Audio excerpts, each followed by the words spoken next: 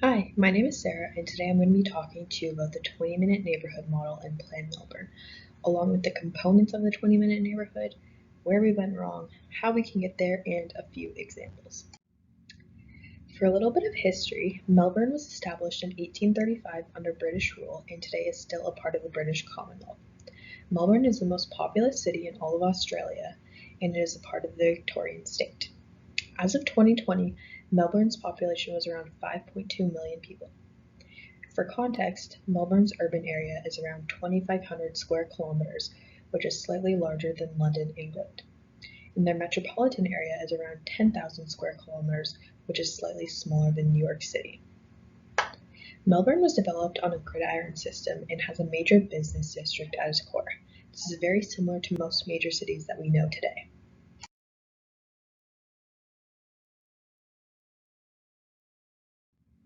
Plan Melbourne outlines goals that they believe they will achieve through the implementation of these planning provisions. These include Melbourne is a productive city that attracts investment, supports innovation, and creates jobs. Melbourne provides housing choice and locations close to jobs and services, and Melbourne has an integrated transport system that connects people to jobs and services and goods to market. I really like how they wrote all of these goals in the present tense because I think it really shows that they are committed to achieving these goals.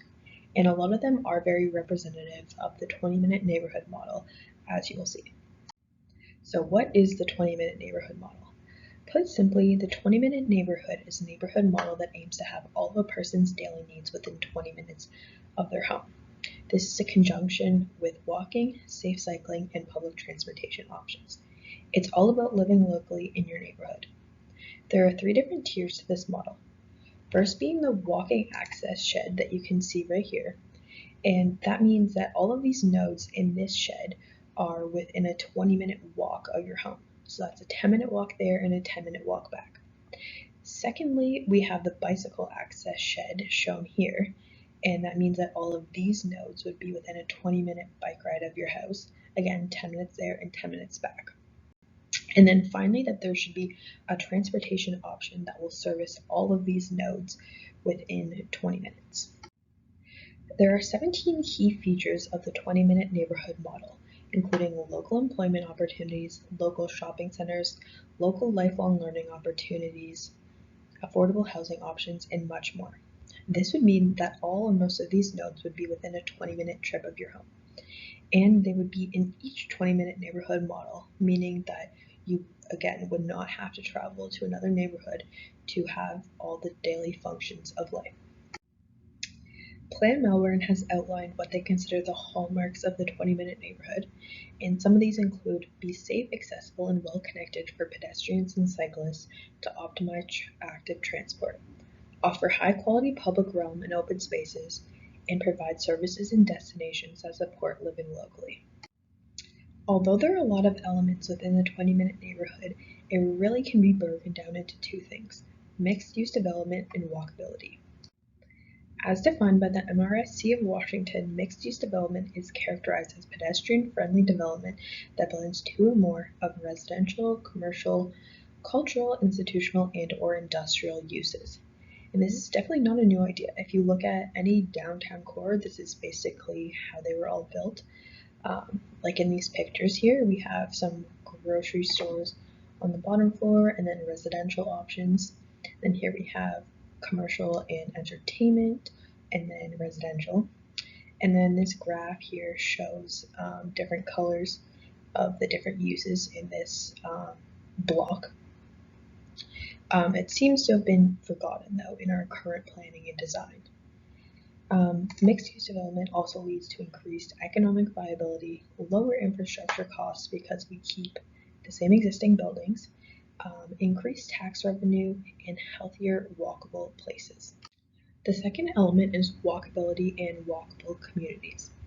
Walkability is a term that was coined to measure how friendly an area is for walking. And I think that we often think that a space has a predetermined mode of travel you would just typically use in that space. However, we know that design actually determines what mode of travel is going to be taken in that space. And this in turn affects the walkability of a space. There are 6 main benefits to a walkable community, including safety, health, culture, economy, sustainability, and accessibility. So first we have health. The health and happiness of those living in walkable communities tends to be higher than those who are not. This is due to several factors, including active transportation, community engagement, and the better air quality due to the lowered emissions. Next up, we have safety. This is a little bit of a mix of health and safety, but the WHO lists walkable cities as a global health priority, and that is because walkable communities have significantly less car and pedestrian access due to its high priority on pedestrian transportation. Additionally, kids go outside less today than any other generation before. Active for Life found that kids spend on average of only 7 minutes a day playing outside. And the parents in this survey reported that their number one reasoning is their concerns of safety from both traffic and from strangers. Next, we have culture. Research from the Urban Innovation Analysis found that there is more social interactions in walkable communities, which leads to shared creativity, civic engagement, and community participation. Now we have economics. There was an economic boost for the businesses within a walkable community as they attract 80% more foot traffic than a typical automobile-oriented community. Walkable communities are also more affordable, especially to those who cannot afford a personal vehicle and all of the expenses that come with it. Sustainability. A Boston University study on the correlation between density and pollution found that there was a significant drop in emissions in walking-oriented communities. Walkable communities also led to more locally sourced shopping, which decreased shipping and imports. And finally, we have accessibility. A properly designed walkable community provides far greater accessibility for everyone, but especially to those with disabilities, senior citizens, and less well-to-do people. The idea of the 20-minute neighborhood probably feels very foreign to a lot of us, and that's because most of us probably live or grew up in areas very similar to this one here and nothing similar to a 20-minute neighborhood. I know I personally have one node within a 20-minute walk of my neighborhood. You may be wondering how we in North America could ever get to a place where we could have these 20-minute neighborhood models. To understand the desirability and benefits of the 20-minute neighborhood, let's first look at how we've strayed so far away from this model. Our society began to stray away from these community models with the advent of the car. Cars became more and more common in the late 19th century, and by 1920, cars were more popular than horse and carriage. By 1929, over 60% of the United States owned a car. This fast change was brought on by the newfound improvements in efficiency of cars, along with the advertisement that promoted cars to be the ultimate form of freedom. I'm sure that most of us have thought this at some point in our life. I know at 16, when my mom told me I had to wait to get my license, I thought it was the end of the world because I thought once I could drive, I could do absolutely anything. But yet, my first trip with my license was to the grocery store. That usually would take me 10 minutes to walk, and it took me almost 10 minutes to drive because of the 4 sets of lights that I had to sit through.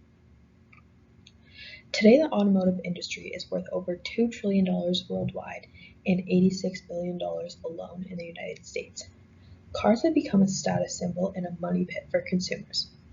And in North America especially, you need to drive most places. And the places that you are traveling are not where you necessarily want to go, but where you need to go for the daily things of life.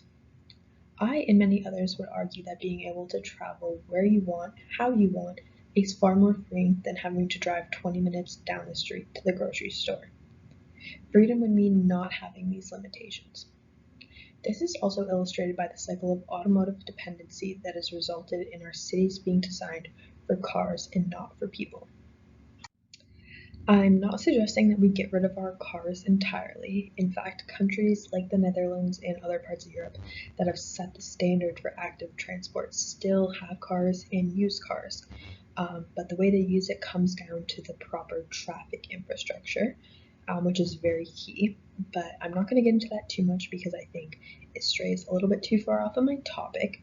But if you are interested, I would highly, highly recommend these videos here, along with just this YouTube channel in general, not just bikes. The creator of this YouTube channel grew up in London, and now he lives in the Netherlands, and he is not an urban planner, urban designer by trade, but he dedicates his channel to urban planning and design and focuses a lot on London. So I think it's a very interesting perspective for us BDP students in London, and it certainly has been helpful for me to connect it to the city that I know. Another place that we went wrong is with our zoning. And our zoning has made it so that the 20-minute neighborhood models are actually illegal in a lot of North America, including right here in London. After the Industrial Revolution, as manufacturing began to move into the downtown core, this caused major health issues for those who were also living in the city centers. This pushed city planners to introduce what is known as Euclidean planning, which separates different uses of space into different areas. This definitely saved countless lives by removing people from this industrialization. However, it has also gone too far. It has resulted in these massive subdivisions, like seen here in the east of London, that stretch for kilometers and kilometers with nothing but single-family housing. That is due to the R1 zoning provisions that don't permit anything else but single-family homes to be built. Not even just businesses are not allowed to be built here, any other type of housing isn't. So semi-detached houses, townhouses, duplexes, anything like that cannot be built in these areas. This is a major issue when it comes to the 20-minute neighborhood model, and it is nearly impossible to build them in North America. After we address zoning and the automobile dependency, how can we get to the 20-minute neighborhood model? Let's look at the costs and the progress on this. So these numbers come from the Plan Melbourne and are what they predict they need for the 20-minute neighborhood model. So they're proposing a 50% increase on the money spent for public transportation, as well as a $50 billion suburban rail loop that will service all of the 20-minute neighborhood models. It is also projected that they will need a capital spending budget of around $14 billion a year. They currently set about $5 billion, so that is a very significant increase. But there are also some cost benefits. Walking infrastructure brings in $13 for every $1 spent. And if 50% of short vehicle trips were instead made walking, it would save the Victorian economy around $165 million a year. The US isn't completely oblivious to how far behind they are than the rest of the world. They've actually allocated around $1.2 trillion in what they call the Plan to Rebuild America. This is another YouTube video, not as interesting, but it outlines the spending that they are allocating to rebuild America. So $55 billion is going towards water and wastewater, $65 billion is going to improve the power grid and invest in technologies such as carbon capture, $39 billion is going towards public transit, and $66 billion towards Amtrak, which is their train system. However, researchers estimate that there is an additional $2.9 trillion needed to catch up. So now that we know it is possible to build a 20-minute neighborhood, let's look at 3 real-life examples. My first example actually comes directly out of Plan Melbourne. In January 2018, they launched 3 pilot projects, so 3 different 20-minute neighborhood models in Melbourne, and they were all in different municipalities, which I think is a really good way to do this so that they have a broad range of results. But the one that I'm going to be focusing on is Sunshine West. And Sunshine West is a suburb of Melbourne in the municipality of Brimbank. Before the 20-minute neighborhood model was launched, there was one singular bus route that serviced Sunshine West, and there was around 66,000 vehicle trips being taken every single day. There was around 45,000 residents, and the median age was 35, so the majority of people were within working age. So obviously the municipality already knew that there was a lot of issues with Sunshine West compared to the 20-minute neighborhood model. But before they went ahead, they wanted to hear from the community of Sunshine West to see what they would like out of the 20-minute neighborhood model. So they did a few things, including holding this event called Glen Gala Day. Glen Gala is like the main street and park. So they held it there and they offered incentives for people to come out, and they wanted to just talk to them and see what they wanted out of their new 20-minute neighborhood. They also posted multiple of these suggestion boards and provided sticky notes, which I think is actually a very cool way of getting responses out of people. You just put up sticky notes in a public space and people just write what they want. And then they also went the traditional route and sent out 2,500 surveys to businesses and residents, and they got over 260 responses, which is about a 10% response rate, which in statistics is considered an excellent response rate. Some of the information provided from the survey was that they found that people prefer to walk, run, and go to the gym as their main modes of physical activity. And then they also found that 61% of people felt unsafe walking at night. 55% of people believe that they can't trust people in their neighborhood, and over 23% of people don't engage in any physical activity at all.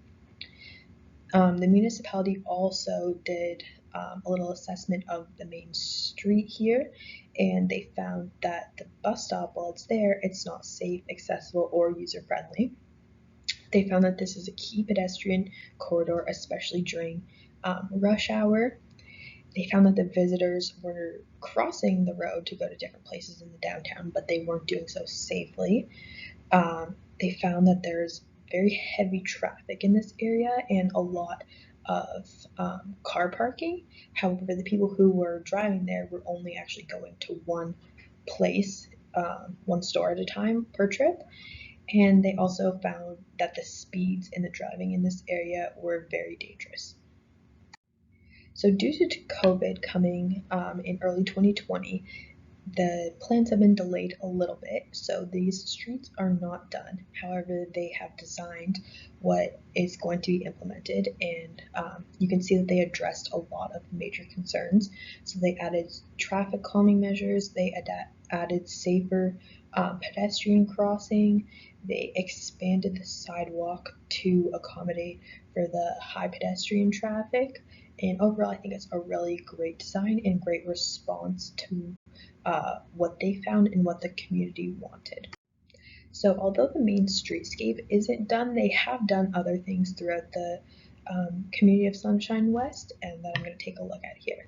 So first, this is a pretty simple little pathway for pedestrians, but I think it is really awesome because it cuts right under a major road, and typically this pathway would either just end, people would have to cross a busy street, or they would have to go all the way around the street, but they actually put a focus on the pedestrians with this design. And I think that connects well to the design guidelines by the City of London, where it's provide pedestrian and cycling connections to reduce travel distances between key destinations. Another design guideline that they address really well is cultural heritage.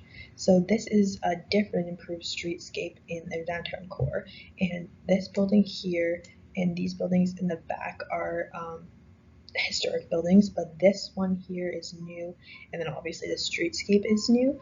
So I think they did a really good job of highlighting the cultural heritage guideline, which is highly distinctive heritage elements by maintaining a view to these elements so you can see them really nicely through this little streetscape, and then design new developments and neighborhoods around heritage. Our second example is Eugene, Oregon in the United States. So Eugene is a town located in the state of Oregon, which is on the west coast of the United States. Eugene was founded in 1849 and thrived due to their agricultural and lumber center, as well as the Southern Pacific Railroad that connected California and Oregon. Eugene is actually a really interesting example because it was not necessarily built with the 20-minute neighborhood model in mind. However, it was realized that it already was a 20-minute neighborhood. And once this was realized, the city of Eugene actually conducted what they called 20-minute neighborhood assessments on all of the different nodes that you would typically find within the 20-minute neighborhood. The city conducted 12 specific assessments, but here are my 3 favorites. So we have the park distance, so the distance from a park to a residential area. the bike facility density, and then the bus stop distance from a residential area. Each measure, again, is relative from a neighborhood and is depicted like a typical heat map. So the darkest colors is the shortest distance from the neighborhood. And these are quite full maps, so I think that's really cool to see. And here are just some photos out of Eugene, Oregon. So you can see that they put a high value and high investment into their transit infrastructure, as well as many of their streets are very walkable, very community oriented, and they're designed for the pedestrian rather than the car. And finally, our local example is Wortley Village, and I'm sure most of us have been to Wortley, but if you haven't, I would highly recommend it to experience the 20-minute neighborhood right here in London. Wortley Village is a neighborhood in Old South, and it's actually advertised as the heart of Old South. And Wortley was established in 1890 as an annex of London, so it actually was a village beforehand. It is now home to just over 15,000 people, and in its establishment, it had a variety of housing options, including large stays and small cottages. It is also a very historic area of London, and it has many historic buildings still there, including the Normal School. Again, something very neat to check out. Wortley Village has a 68 walking score, meaning that a lot of errands can be accomplished on foot, compared to London's score of 39, which I think is generous. And then the bike score is 82, meaning that biking is actually the most convenient mode of travel for most trips in Wortley Village. As you can see by this map here, Wortley has a lot of dining, education, shopping, employment, and outdoor spaces all in its core. So here are some pictures from Wortley Village. Some of them are actually mine from when we got to visit it, but I think you can get a real sense of how the village operates and how social and active it actually is. These quotes around are pictures from a YouTube video that I can link, but they're just local residents' comments on Wortley Village and what it's like to live there. So some of them include, there's so much to do. I love that you can just walk anywhere. I don't leave my 10-block radius because I don't need to. Everything is right there. A diverse social aspect, and it's community-based. Like Eugene, Oregon, Wortley Village wasn't necessarily designed to be a 20-minute neighborhood. However, the existing urban structure is very similar to that of a 20-minute neighborhood. And I think that Wortley Village has been so successful because there is such an emphasis placed upon the community feeling and its values, and truthfully because the City of London hasn't messed with it too much.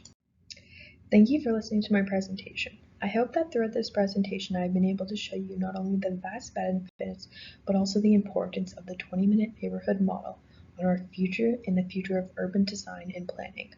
I hope that you keep the 20-minute neighborhood model and its values in mind for your future designs and plans.